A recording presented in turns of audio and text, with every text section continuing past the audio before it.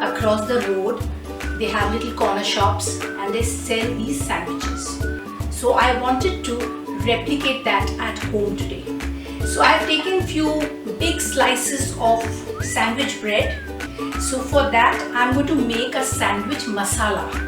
So for the masala, some whole black pepper that goes in, some fennel seeds and some cumin seeds, saunf and jeera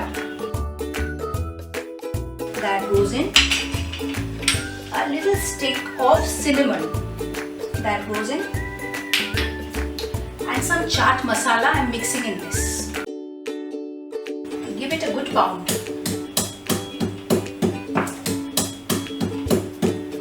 Little bit of muscle part. So this is ready. Now I'm going to take the bread slices.